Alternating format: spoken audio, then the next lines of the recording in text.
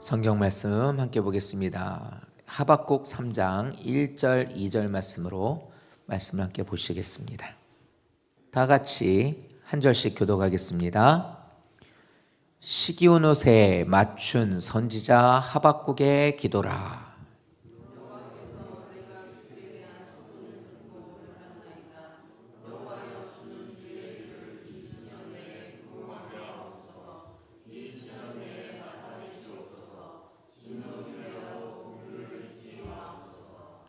아멘. 오늘은 하박국 3장 1절, 2절, 2절의 말씀을 함께 보시도록 하겠습니다. 성도님들, 지금까지 우리 하박국서 말씀을 우리가 이제 3주차 이렇게 말씀을 보고 있는데 3주, 그렇죠? 아니다, 4주. 우리 그러네요. 3장밖에 되지 않지만 저희가 이제 네 번째로 봅니다. 어떠셨나요? 하박국서 말씀은 그래요. 지금까지 하나님하고 하박국 선지자 사이에서 주고받는 대화의 이 주된 내용은 그겁니다. 하나님이 범죄한 유다와 예루살렘을 바벨론의 손에 넘기셔서 멸망하시는 것이 이게 옳은 건가요? 꼭 이렇게 하시는 게 맞는 건가요? 하는 대화가 지금 이루어지고 있는 거예요. 그러니까 우리들의 삶으로 계속 한번 적용을 시켜보자고요. 하나님, 내가 이렇게 이 정도로까지 어려움을 당하고 있는 게 이게 맞는 겁니까? 이제 이렇게 묻고 있는 거예요. 근데 하나님은 모든 우리들의 있는 이 모든 문제들, 그러니까 이스라엘과 유다와 예루살렘의 모든 이 죄에 대한 것을 우리들의 모든 것을 해결해 줄 수 있는 방법은 오실 그이가 오시는 것이다. 이제 이렇게 말씀을 하고 있어요. 그러니까 의인은 예수를 하나님을 향하여 주님을 신뢰합니다. 주님을 믿고 의지하고 따라가겠습니다. 주님의 그 길로 가겠습니다. 이렇게 나가는 자가 의인인데, 이런 의인들은 오직 믿음으로 살아야 된다고 말하고 있습니다. 믿음으로 살아야 된다. 그러니까 어떤 경우에도 의인은 하나님께 대한 믿음을 잃어서는 안 된다, 이 말이에요. 그러니 성도님들, 우리들의 신앙이, 우리들의 삶에 교회는 교회고 신앙은 신앙이고 내 삶은 삶이고를 다 떼어놓고 보게 되면 믿음으로 살 수 없어요. 그러니까 이 모든 것에서 하나님이 인도하신 가운데 믿음을 어떤 것에서도 잃으면 안 돼요. 왜냐하면 교회 안에서 예를 들어 어려운 일을 당합니다. 그럼 교회 안에서니까 기도하면서 해결하겠죠. 근데 문제는 가정으로 돌아가요. 가정으로 돌아가는데 이게 신앙하고 연결이 돼요. 근데 이것에 있어서 마음이 상하는 일이나 힘이 든 일이 생길 수 있겠죠. 그럼 그렇다고 해서 거기에서는 믿음의 적용이 안 되냐? 아니라는 거예요. 그럼 의인은, 믿음을 갖고 있는 사람은 하나님의 모든 삶에 대한 것들을 다 주관하시고 나를 이끌어 가시는 것을 믿는 성도라면 어떤 일이 있어도 믿음을 잃어서는 안 된다, 이 얘기를 하고 있는 거예요. 그러니까 우리들은 믿음 안에 이렇게 가요. 그런데 우리가 이렇게 신앙생활 하면서 어려운 일을 당할 때 믿음으로 기도하고 나가잖아요. 근데 하나님 뜻을 잘 몰라요. 이게 진짜 하나님 뜻인가? 도대체 어떻게 하라는 거지? 모르겠네. 아무리 생각해도 어떻게 될지 모를 때가 있습니다. 그럴지라도 의인은, 주를 신뢰하고 믿음으로 나가는 사람은 하나님을 믿고, 하나님의 언약하시는 하나님이신 걸 믿고, 내 하나님이신 것을 믿고 우리가 역경 가운데서 그것을 견뎌내라는 거예요. 환한 불빛이 보이지 않아도 견뎌내라는 거예요. 이것이 하나님이 우리들에게 말씀하시는 거거든요. 그러니까 우리들이 이 세상에서 버틸 수 있는 힘은 믿음밖에 없다는 거예요. 내가 살아갈 수 있는 것은 믿음밖에 없습니다, 주님. 이렇게 고백하는 거예요. 그러니까 우리들의 삶이 짧게 보면 이런 상황에 우리가 빠져 있을 때는 하나님이 나 버린 것 같아요. 이럴 때 보면 하나님이 나를 사랑하는 것 같지 않아 보여요. 근데 사랑하지 않고 하나님께서 나를 이렇게 왠지 이렇게 좀 나를 이렇게 외면하시는 것 같은 느낌이 들고 그러면 힘들거든요. 근데 여기서 더 힘들게 되는 게 뭐냐면 하나님의 방법이 아닌 방법으로 사는 사람들이 잘 되는 거예요. 악법과 불법을 통하여서, 편법을 통해서 이렇게 이루어가는데 그 사람들은 별일 없어. 무탈하게 잘 살아. 근데 이걸로 인해서 이제 더 속상한 거야. 아니, 어떻게 이러지? 믿음으로 산다고 그렇게 발부둥치고 몸부림치는 나는 이렇게 그냥 겨우겨우 버티고 있는데 어떻게 저 사람들은 하나님을 완전히 떠나 있는 신앙인이라고 하는 사람이, 믿는 사람이라고 하는 저 사람들이 저렇게 사는데도 어떻게 저렇게 그냥 멀쩡하게 살아가지? 이렇게 생각하는 것 때문에 더 어렵단 말이에요. 그것도 버티라는 거예요. 그런 것도 견디셔야 된다는 걸 말하는 겁니다. 그러니까 하나님은 모든 것을 알고 계시고 나를 다스리고 계시는 하나님이시라는 것, 그 나에게 선한 뜻을 갖고 계시다는 것을 알고 계시다면 반드시 그러시거든요. 성도님들을 통해서 그 일들을 이루어 가시려고 한단 말이에요. 그렇다면 힘들고 어렵고 침체되는 일들을 만나게 되실 때, 그럴 때에도 주님을 의지하고 나가는 자가 되어야 된다는 걸 우리에게 알려주고 있는 거예요. 이 말씀 잘 기억하십시오. 제일 잘 얘기할 수 있는 표현이 이겁니다. 이스라엘 백성들은 모든 생명이 끝나요. 멸망할 수밖에 없는 이유는 이 사람들은 나라의 형태만을 유지하고 있어요. 선택받은 백성이다라고 하는 겉으로 드러나 있는 가문, 족보, 그것과 그냥 서 있는 성전, 이런 것들로만 있지 하나님의 영광에 대한 것들은 이 사람들은 이미 떠난 지 오랜 거예요. 그러니까 생명이 없는 거예요. 운동 좋아하십니까? 이게 야구가, 가만히 생각했더니 야구가 4월 돌아오는 토요일쯤에 보통 야구는 개막을 해요. 근데 올해는 3월 22일에 지난주 토요일에 개막을 했더라고요. 어쨌든 이러면 우리 교회도 야구 좋아하시는 분 많아요. 그죠? 카톡 프로필에 보면 자기가 좋아하는 팀에 이렇게 딱 사진도 올려놓기도 하고 많죠. 저도 운동을 좋아합니다. 그런데 운동선수들이 막 열심을 다해요. 막 실력을 쌓아서 막 좋은 성적을 내요. 그러니까 몇 년이 지나고 나면 이제 그 사람의 몸값을 다시 한번 정할 수 있는 기회를 줘요. 근데 딱 봤을 때 다른 팀이든 상관없어요. 어떤 팀이든 상관없어요. 근데 이렇게 돼가지고 어떤 팀이 야, 저 선수 진짜 잘하는데 우리 팀으로 좀 데려왔으면 좋겠다. 그래서 뭐 3년에 50억, 뭐 4년에 뭐 80억, 막 이래서 그 사람들을 사와요. 이래가지고 그 선수를 자기 팀으로 딱 영입을 합니다. 고액을 주고. 근데 그렇게 가서 딱 데려왔는데, 이 사람이 그렇게 딱 우리 팀에 새로 팀을 옮겨서 하는데, 이전만큼 실력이 안 나와. 막 그렇게 막 잘 치고, 잘 뛰고, 막 골도 잘 넣고, 막 이랬었던 사람이었는데, 이제는 그러지 못해요. 나가면은 막, 이게 막 형편없어. 이거 어떻게 될까요? 운동선수의 생명은 얼마 받았다가 아니에요. 얼마만큼 실력 발휘를 하느냐예요. 얼마나의 실력 발휘를 하느냐에 따라서 그 선수의 생명이 있다 없다를 알 수 있는 거예요. 몸값을 한다고 우리 표현하지만 그의 생명은 자기 자리가 아니라 그 사람의 실력과 능력이 있는 겁니다. 바로 그걸 얘기해 주고 있는 거예요. 하박국 시대 유다는 생명력을 잃은 지 오래됐어요. 하나님께 영광 돌리는 걸 찾아볼 수가 없다고요. 이 사람들은요, 유다는 이방 사람들처럼 살았어요. 힘 있는 사람들이 좋은 것을 차지했어요. 땅이 됐든 물건이 됐든 권력이 됐든 모든 것들은 다 힘 있는 사람들이 가져가요. 반대로도 해요. 아, 그렇구나. 그래서 힘을 얻으려고 사람들은 수단과 방법을 가리지 않고 사는 거예요. 이렇게 살게 되니 이 사람들은 또 어떻게 되느냐? 하나님께서 그렇게 하나님을 떠난 삶을 살게 되니까 적을 보내요. 우리 안에서 있는 일들이야 이 사람들이 얼마든지 다 그걸 해결해요. 다 법을 무시해가면서 막 뒷근육으로 뭐 하면서 막 이렇게 해요. 그러니까 하나님이 어떻게 하냐면 적대 국가를 보내서 외국의 침범으로 인하여서 이 사람들이 거기서 전쟁을 통하여 이 사람들에게 있어서 그걸 알게 해요. 저들이 우리를 쳐들어왔어. 어떻게 이길 수가 없는데 어떻게 이렇게 됐을 때 하나님이 원했던 것은 무릎 꿇고 기도하고 하나님 방법이었는데 이스라엘이 선택했었던 방법은 뭐냐면 뇌물을 주는 거예요. 그리고 권력을 이용해가지고 그 사람들에게 오히려 서로 다른 나라에게 연합을 해서 그 나라를 물리치고 그래서 이 나라랑 잘 지내면서 이들의 우상을 또 들여다오고 이런 식으로 타협하는 삶을 살게 되는 거예요. 이게 문제였던 거예요. 믿음으로 살아야 되는 데 있어서 이들에게 왜 이스라엘의 생명력이 끝나서 하나님 멸망하게 하셨느냐?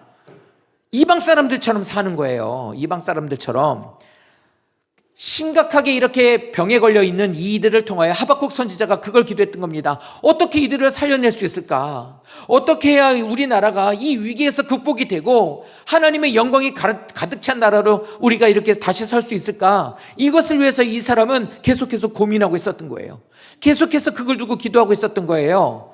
하나님은 이렇게 고민하고 있는 하박국에게, 이렇게 기도하고 있었던 하박국에게 좋은 방법으로 하나님께서 이것을, 그래 내가 너를 봐서 용서해 줄게, 이러길 원하셨는데 오히려 하나님 어떻게 되냐면 이길 수 없고 가장 치명적이고 어떻게 해결할 수 없는 가장 잔인한 바벨론 군대를 그들에게 보내서 멸망시켜버리는 거예요. 멸망한데 멸망, 끝나버린다는 거예요. 망하게 하신다는 거예요. 그러니까 이런 일들을 겪고 있는 이런 상황이 되었을 때, 아니 하나님의 나라를 이렇게 망하게 하시면 인간을 구원하시겠다고는 하나님의 약속은 대체 어떻게 이루실 겁니까? 이게 말이 됩니까? 하나님? 어떻게 이루실 수 있습니까? 뭐 이렇게 이제 하고 있는 거예요. 이게 하박국서 이제 우리가 봤던 거의 말씀이에요. 그러니까 믿음 안에 나가고 있는데 이게 기울어져 가고 있는 이스라엘이 엉망진창으로 살고 있는 그들을 어떻게 해서든지 다시 회복하고 하려고 하는데 하나님은 거기에서 어떻게 해요? 그건 무너질 거야. 그거 침몰할 거야. 하고 하나님께서 더 이상 어떻게 안 될까요? 방법이 없나요, 하나님? 제발 좀 용서해 주세요. 이러고 있는데 안 된다는 거예요. 어떻게 해야 이럴 수 있습니까? 하나님께서 모든 영혼들을 구원하신다고 하는 건 어떻게 하실 건데요? 이렇게 되는 거예요. 우리나라요? 우리나라가 제사장 국가 같은 나라가 됐죠. 많은, 세계에서 가장 선교사를 많이 파송하는 나라의 두 번째, 가장 오지로 가장 인쇄술이 발달됐으니까 가장 그 나라 말로 번역을 해가지고 성경을 찍어가지고 보내는 거에 1등인 나라가 우리나라예요. 우리나라가 이런 나라가 됐어요. 옛날에 되게 유명했었던 목사님이 한 분이 있어요. 빌리 그레함이라고. 어떤 그 옛날에 목사님, 미국에 있는 목사님이 우리나라로 오는데 깜짝 놀랐대요. 깜짝 놀랐대요. 비행기를 타고 오는데, 비행기를 타고 우리나라로 오는데 보니까 이 밤에 왔는데 이렇게 보니까 우리나라가 이렇게 밤에 배는 레온이 들어오죠. 빨간 게 많아요. 빨개요. 그 빨간 게 다 뭐예요? 십자가예요. 교회가 이렇게 많은, 어떻게 이렇게 많을 수 있냐? 뭐 은혜라고 막 그거 좀 깜짝 놀랐다고 하는 얘기를 들은 적이 있어요. 기사를 본 적이 있어요. 성도님들, 우리나라는 이런 나라였어요. 그런데 지금 우리들을 보면 어떻습니까? 우리가 정말 하나님의 말씀으로서 제사장 국가로서 맡은 바의 직분을 잘 감당하고 있는 나라인가요?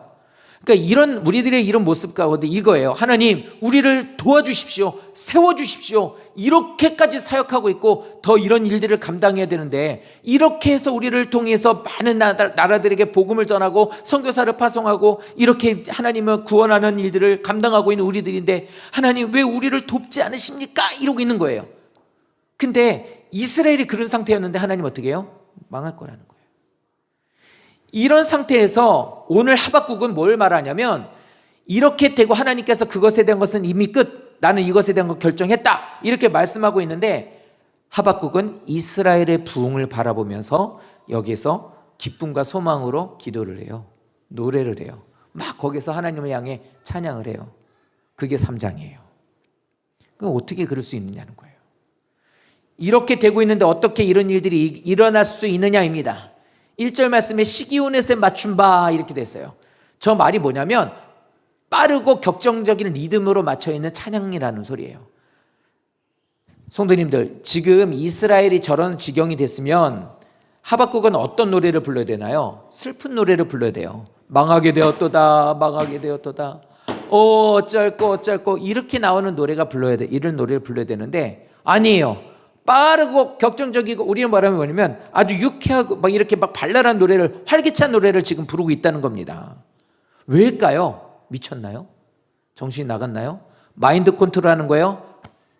그런다고 했지만 그래도 우리는 긍정적으로 생각하자? 아닙니다. 그 내용이 2절이에요. 상반절에 보시면 이렇게 말합니다. 여호와여, 내가 주께 대한 소문을 들었습니다. 무슨 소문이에요? 첫 번째로 들었었던 소문은 뭐죠? 이스라엘과 예루살렘과 유다를 망하게 하신다는 거였어요. 그것 때문에 놀랐죠. 그런데 그 놀람에 대한 것보다 더 놀라는 건 뭐냐면 유다의 멸망이 곧 하나님 나라의 멸망이 아니라는 거예요. 유다가 망하게 될지라도 하나님이 끝나는 게 아니라는 걸 우리에게 알려주시고 있는 거예요. 하박국은 이걸 알았던 거예요. 오히려 유다의 멸망을 통해서 하나님의 영광을 인정하는 것이 온 세상에 넘치게 된다는 걸 말하고 있는 거예요. 왜 그러냐면 이걸 우리가 잘 알아야 돼요. 지금까지 유다는 뭐냐면 하나님은 우리들의 하나님이었어요. 우리들의 하나님이었고 하나님의 영광은 예루살렘에 있는 성전 안에서만 이루어졌던 거예요.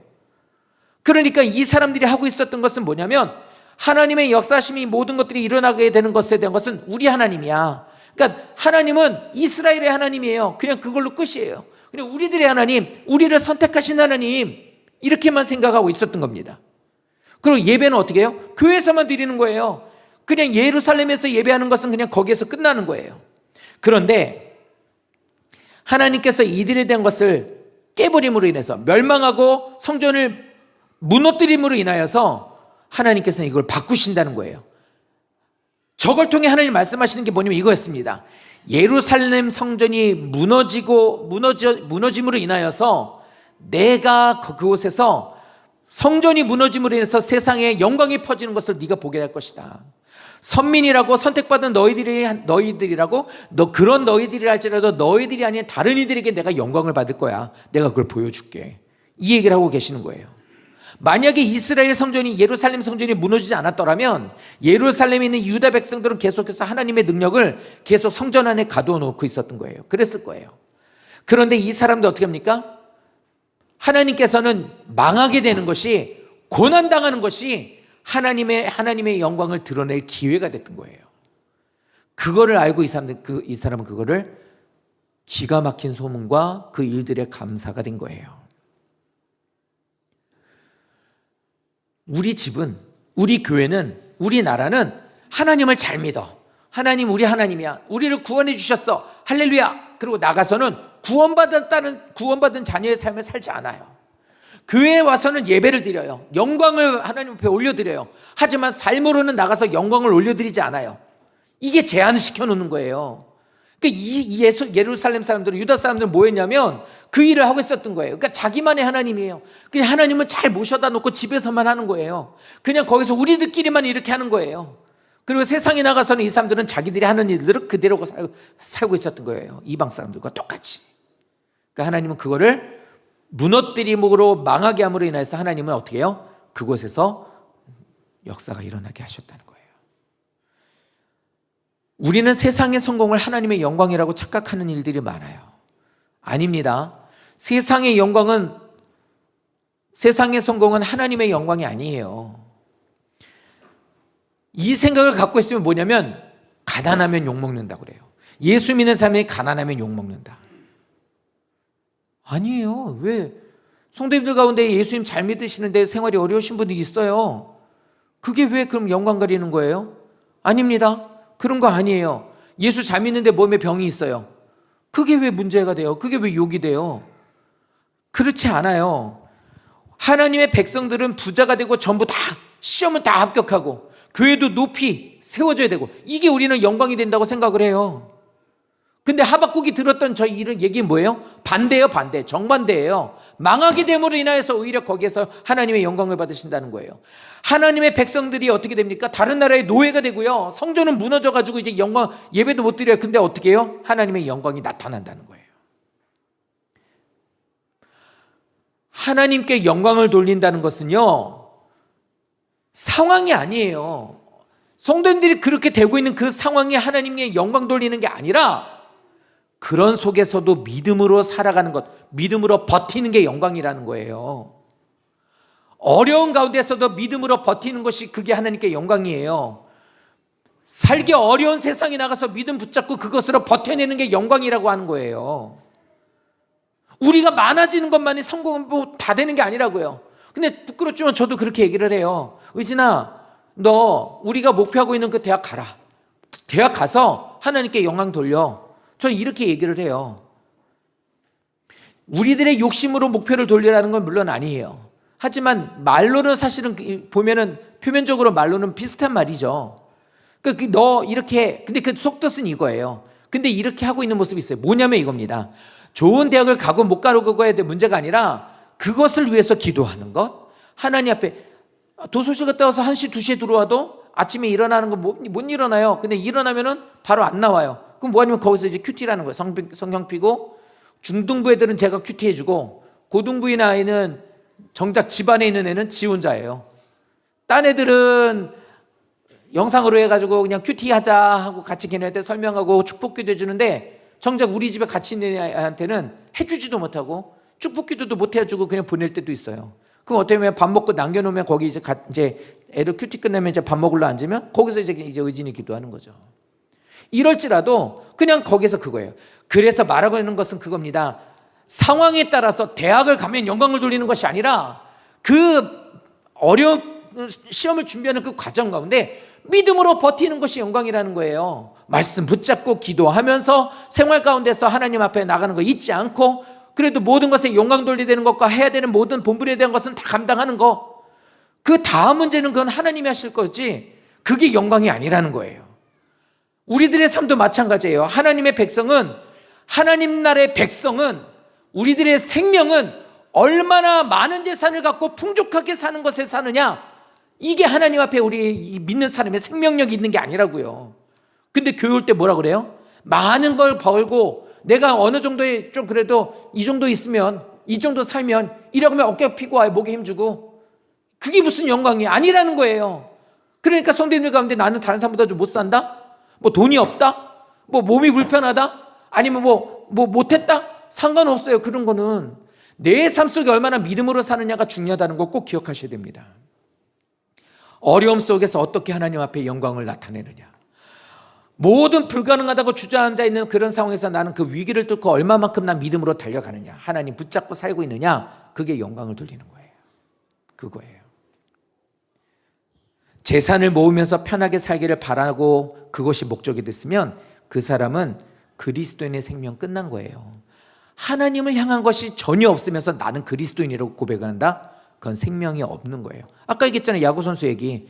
연봉을 아무리 많이 받아가지고 거기 이름값을 그 사람 이름을 갖고 있으면 뭐예요? 나가면은 계속해서 그 사람 때문에 팀이 지는데, 결정적일 때 내보내서 페널티킥 차라고 내보냈더니 맨날 똥볼 차고, 나가가지고 안타 치려고 냈는데 맨날 아웃만 되고, 이런 선수가 몇십억을 받은 이 사람이 거기서 다음에 또 내보내겠냐고요.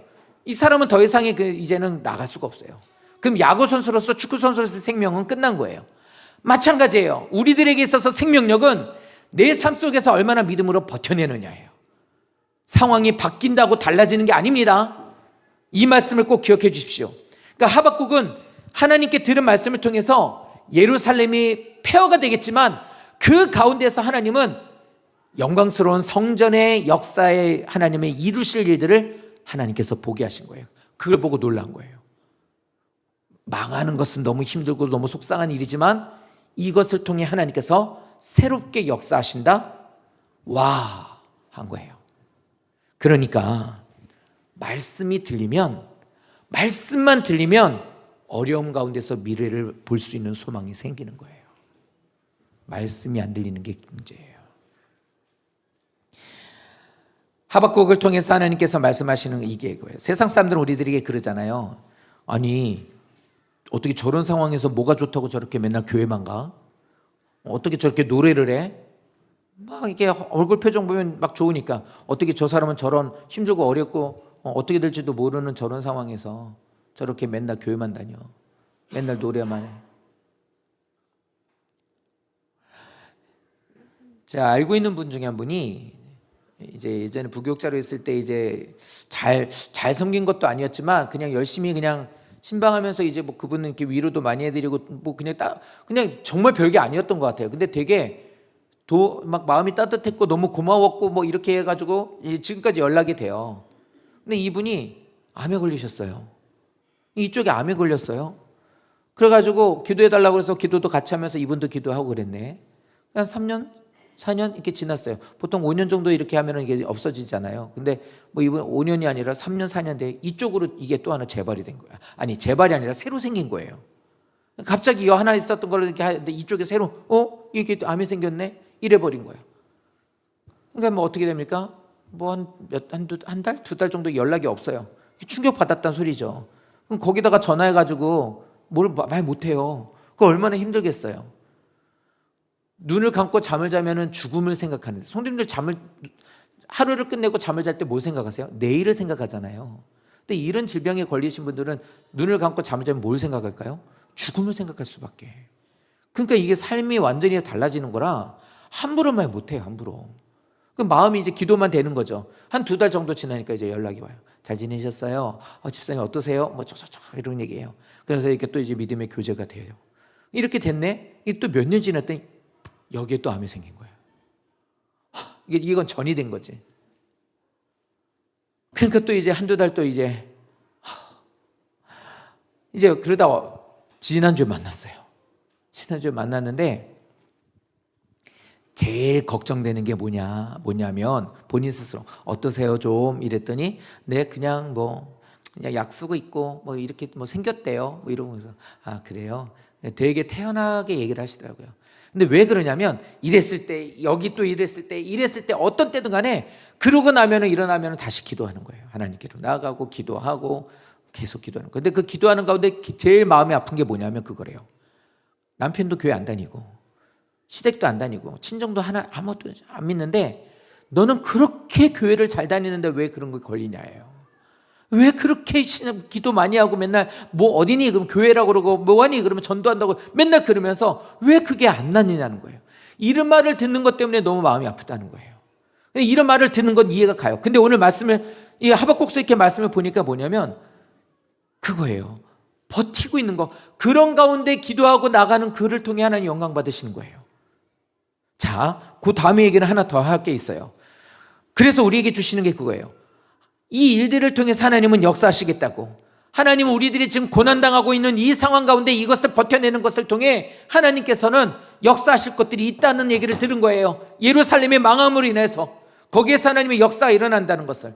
그러니까 그 소문을 들었어요. 그러니까 이렇게 지금은 어려운 일을 당하지만 이게 지나고 난 이후에는 나에게 이런 영광의 미래가 찾아오게 되는구나. 하나님 역사하시게 되는구나. 이거를 갖고 있는 사람은 노래할 수 있게 되는 거라는 거예요. 노래는 이게 되는 거예요. 찬양은 이걸 갖고 있는 사람이 하는 게 찬양이에요. 소망을 갖고 있는 것. 우리의 힘과 소망은 불가능한 것 가운데 그 길을 발견할 때 우리가 거기에서 힘이 생기고 하나님을 향한 소망이 생기는 거예요. 어두움 가운데서 자그마한 빛이 비춰지게 되는 그 소망의 빛으로 인하여서 우리는 거기에서 힘있게 찬양할 수 있게 되는 거예요. 그러니까 내가 지금 몸이 안 좋아도 내 발로 걸어서 내 힘으로 와서 성경을 읽고 듣고 보고 할 수 있다면 그건 하나님께 감사해 찬양이 되는 거예요. 감사의 내용을 볼까요? 놀랐다고 그랬죠? 찬양의 이유를 한번 보시죠. 여호와여 주는 주의 일을 이 수년 내에 부응케 하옵소서. 하나님 이런 뜻 갖고 계시구나. 지금은 이렇게 어렵고 우리가 이런 일을 당하지만 이 이후로도 하는 이런 역사를 계획하고 계셨구나. 이걸 보고 놀랍고 감사하고 기뻐하며 노래를 했습니다. 그러고 나서 이제 거기서 그래요. 하나님 이제 기쁨이 이제 들어있죠. 알게 됐어요. 그럴 때 하는 말이 뭐예요? 그 일을 말씀하시고 저에게 놀랍게 들려주신 그 말씀을 수년 내에 부응케 하여 주십시오. 이렇게 이제 기도를 해요. 그럼 부응케 해달라는 말이 뭐냐? 부응케 하다라는 것이 리바이벌, 우리로 다시 새롭게 아니면은 이렇게 리셋되는 거 이런 거겠죠. 부응이라는 뜻 중에 하나가 뭐냐면 이거예요. 새롭게 생명을 불어 넣는다예요. 하나님 수년 내에, 즉 하나님이 계획하신 그때에 하나님께서는 우리에게 새롭게 생명을 불어 넣어주시는 역사가 있을 줄로 믿습니다. 이렇게 얘기하고 있는 거예요. 그러니까 이 말은 뭐냐면 이겁니다. 다시 생명을 불어 넣으셔서 영광스러운 모습으로 하나님 우리를 되찾게 해주십시오. 이게 부흥이에요. 성도님에게 부흥이 있기를 원하고, 성도님들의 가정에 부흥이 있기를 원하고, 성도님들의 모든 계획하시는 일들의 부흥이 있기를 원합니다. 근데 그 부흥이 뭐냐면 돈 많이 버는 것, 안 됐던 일이 잘 되는 것, 내가 이렇게 조금 이렇게 어떻게 할까 하는 것들이 이게 어떻게 살아나는 것, 이런 게 아니라 하나님의 생명이 내 안에 들어와서 나로 생명이 들어와 나로 다시 하나님 앞에 영광을 올려드리는 모습으로 설 수 있게 되는 것. 그게 부흥이에요. 이 말씀을 통해서 그겁니다. 유다가 이렇게 된 이유가 자, 그러면 이렇게 보죠. 하나님, 이 일들이 이루어지길 원합니다. 우리를 새롭게 영광 돌리는 우리로 써주십시오. 유다가 망한다고 해서 망한 게 아니라 새롭게 하나님께서 우리를 써주실 줄 믿습니다. 맞거든요. 저 일로 인해서 어떻게 되죠? 70년에 다시 이들이 돌아오게 돼요. 그러나서 어떻게 하죠? 예수님을 해서 또 이제 저들은 또 망해요. 그래도 어떻게 해요? 또다시 이스라엘에 세워지게 됐죠. 그건 약속이었어요. 근데 그때 어떻게 됩니까? 이제는 다시는 말씀을 놓지 않겠습니다. 이렇게 또 돼요. 부흥이 된 거예요. 우리도 마찬가지예요. 무너져 있는 기도에 대한 모든 것들이, 신앙에 대한 것들이, 교회의 것들이, 목회자의 목회관이 됐든 뭐가 됐든 간에 반드시 새롭게 생명이 들어와서 생명력을 더해 주셔서 하나님 앞에 영광 돌리는 성도, 가정, 자녀, 사업장, 우리 교회 모든 것들이 되는 게 맞아요. 우린 그걸 기도해야 돼요. 자, 그런데 그럼 왜 기도할까? 아까 얘기했잖아요. 바벨론이 망할 거야 라고 해도 하나님 뜻을 돌이켜 주십시오. 하나님 또 바꿔주십시오. 아무리 기도해도 하나님 안 된다고 그랬거든요. 하나님 뜻이 정해졌기 때문이에요. 근데 하나님의 딱 보여주신 게 뭐냐면 새롭게 거기에서 영광 받으시게 됐다는 거예요. 하겠다고. 그럼 저것도 정하신 뜻이죠? 그럼 기도 안 해도 되죠. 어차피 저거나 기도 안 해도 하나님 이루실 일이니까. 근데 하박국은 왜 기도했을까요? 왜 저걸 기도했을까요? 기도 안 해도 하나님 저건 그냥 놔둬도 하나님이 하실 일인데 왜 하박국은 저걸 기도했냐는 거예요. 이유는 이거였어요. 유다와 예루살렘이 멸망한 이유는 기도하지 않았기 때문이라는 걸 알고 있었기 때문이에요. 유다가 망한 이유는 기도 안 했기 때문이에요. 성령의 역사를 위해서 기도하는 사람이 없었기 때문에 저들이 망한 거라고요. 하나님의 역사하실 것을, 임재하실 것을 기대하면서 기도하는 사람이 없었다고요.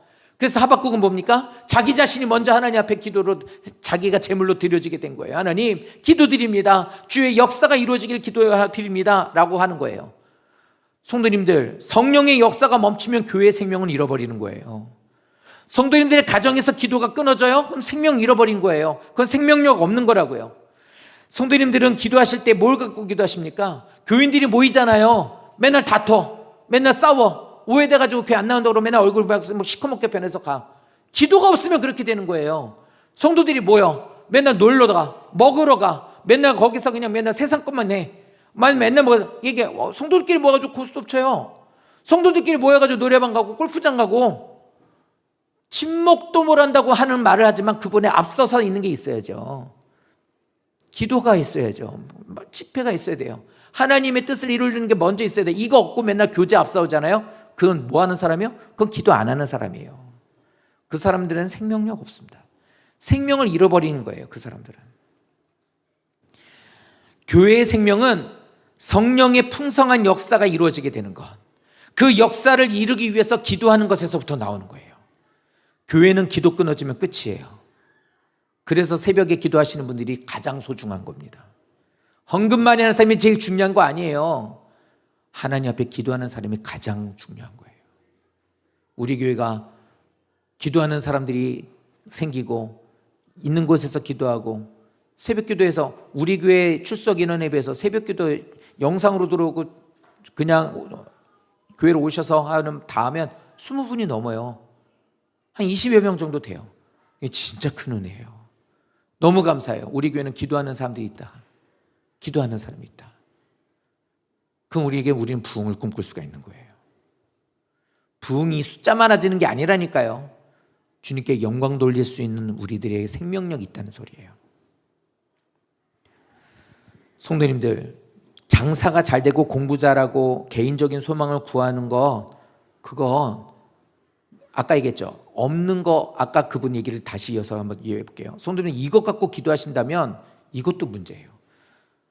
장사를, 돈이 많아지는 게 영광이라고? 아니라고 그랬잖아요. 공부 잘해가지고 좋은 대학 가는 거? 그거 아니에요. 그거 영광이라고 말할 수 없어요.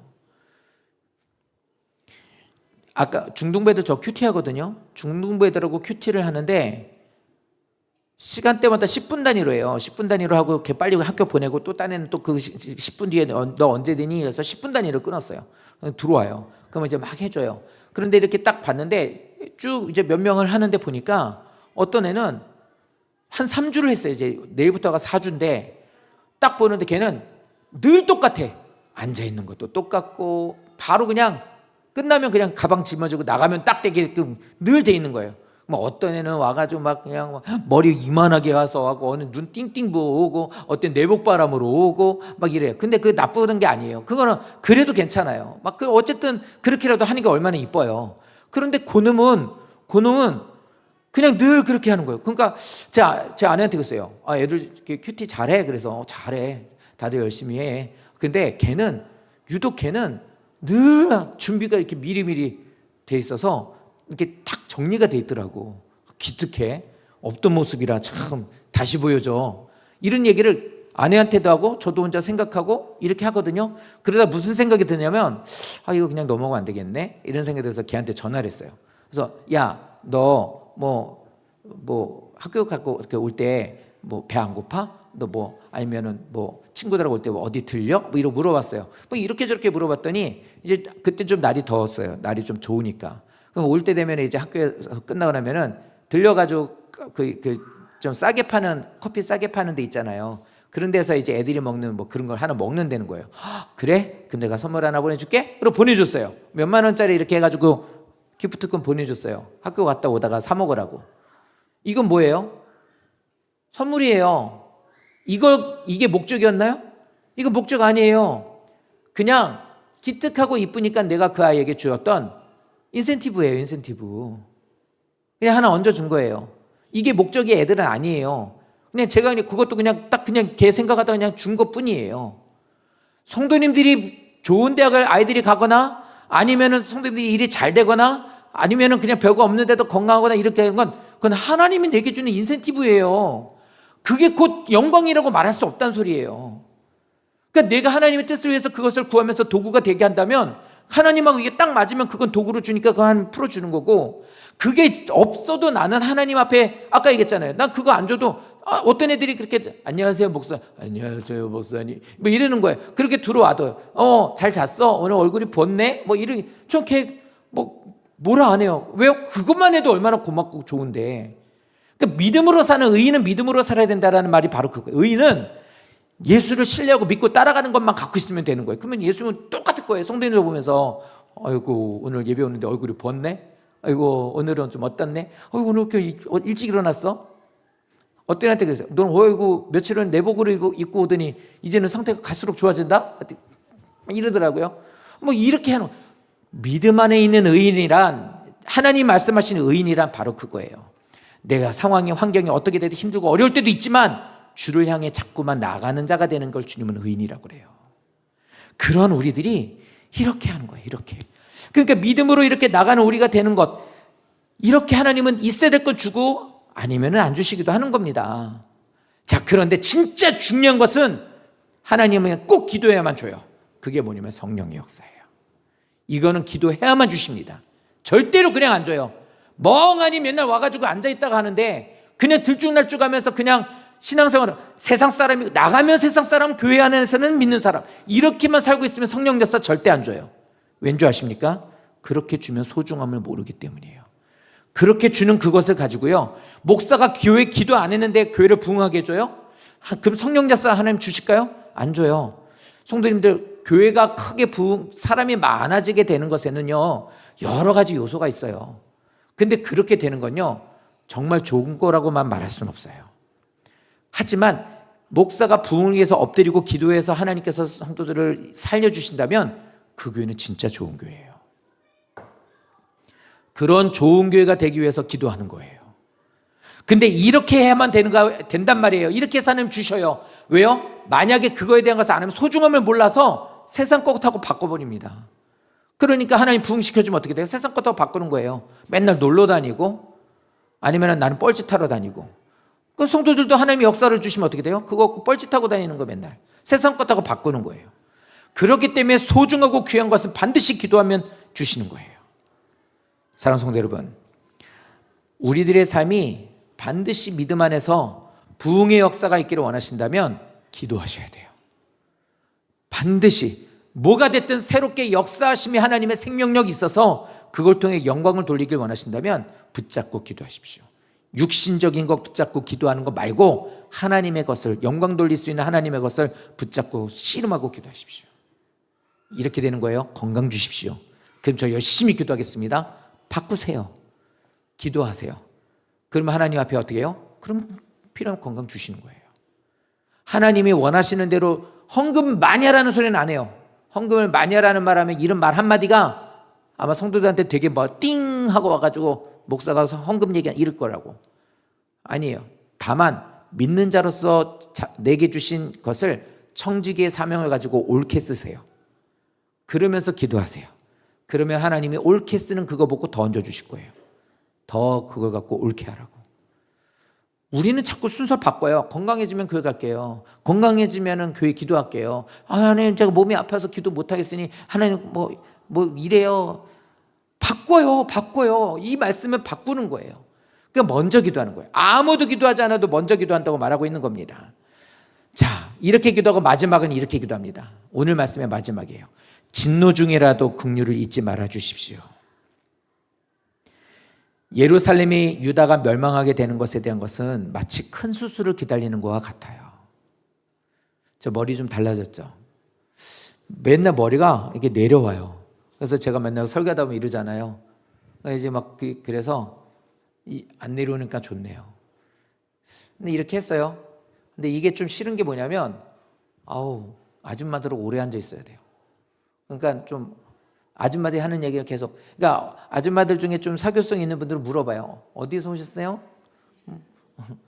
뭐 하시는 분이세요? 이제 이러다 보면 막 그냥 이야기꽃이 펴요. 그런데 이제 저는 이제 어제 얘기는 많이 했지만 갔는데 어떤 그 분이 그러더라고요. 우리 엄마 여기 수술했다. 그냥 손가락이 아픈데 수술했다. 민간요법으로 맨날 이렇게 밀가루 붙이고 그러더니 3개월이 지났는데 이게 곪아가지고 이게 관절을 못 쓰게 됐다. 나이가 많아서 인공관절도 못 해서 이제 관절이 없다. 아유, 진작 같으면 그거 왜 그렇게 해가지고 이렇게 얘기하더라고요. 저 어금니 없어요. 염증 났다고 그러는데 그냥 놔둬두면 없어지겠죠 했더니 여기가 다 골맞대요. 뼈까지 녹았대요. 그래서 뽑았어요. 자, 이거예요. 말하고 싶은 건. 수술해야 되는 건 당연하고 피할 수 없는 사실이 됐다면 좀 덜 아프게 해주세요. 좀 더 잘 치료해 주세요. 저 말이에요. 하나님, 제가 주님 앞에 잘 못하여서, 내가 믿음 안에 잘 못 살아서, 하나님 앞에 영광 돌리는 것을 잘 못해서 이렇게 주님 앞에 수술을 받게 됐습니다. 하지만 수술을 받는 나에게 좀 덜 아프게 해주십시오. 이거는 그냥 이렇게 조금 얘기하지만 이렇게 얘기하면 이렇게 되는 거예요. 하나님, 우리가 망하게 됐는데, 적군이 쳐들어와서 망하게 됐는데 이왕 심판받는 거 많은 백성들이 죽지 않게 해주십시오. 많은 사람들이 피 흘리지 않게 좀 해주십시오. 이렇게 기도하는 거예요. 근데 이러면 하나님 그럴 거예요. 너 아직도 정신 못 차렸냐? 이러실 수도 있죠. 왜냐하면 잘못하면 이 기도가 뭐가 되냐면 아직도 망하는 것에 대해서 나는 너무 미련이 커. 그 얘기를 하고 있는 거 아니에요. 성도님들이 기도하실 때요, 하나님 만약에 너 이렇게 고난당하는 거 있는 거 내가 네 기도 안 들어줄 거야 라고 해서 이걸 딱 접어버리신다고 한다면 우린 그거에 되게 마음이 많이 아파요. 그런데 오늘 말씀을 통해 보니까 그걸 통해 하나님은 새로운 거를 일으켜 주신대. 그럼 그걸로 기뻐하며 나가는 것이 돼야 된다는 건데, 저 말은 그래도 하나님 좀 이 생각하면서 좀 덜 아프게 해주세요, 이 마음으로 하는 그 기도라고 생각할 수 있겠죠. 전 그 말이 아니에요. 저 말씀은 하나님이 들어주시는 기도입니다. 왜 그러냐면 앞으로 이루어지는 모든 것에 대한 것에 순복하기 때문이에요. 받겠습니다. 맞습니다. 이루실 걸 믿습니다. 하나님, 이 일을 통해서 하나님이 이루실 모든 일들에 대해서 긍휼을 저에게 베풀어 주십시오.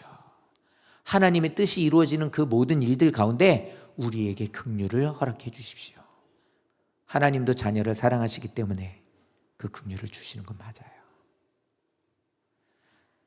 사랑하는 성도 여러분, 자기 자신이 말할 것도 없고, 우리는 내 자신이며 우리 가족이며 성도님들이 하시는 사업이며 성도님들이 다니고 있는 직장이며 우리의 민족과 나라 무엇이 되든 다 마찬가지. 수술이 필요하다면 우리는 수술을 받아야 돼요. 미련 떨면 어떻게 돼요? 곱는다니까요. 힘들어져요.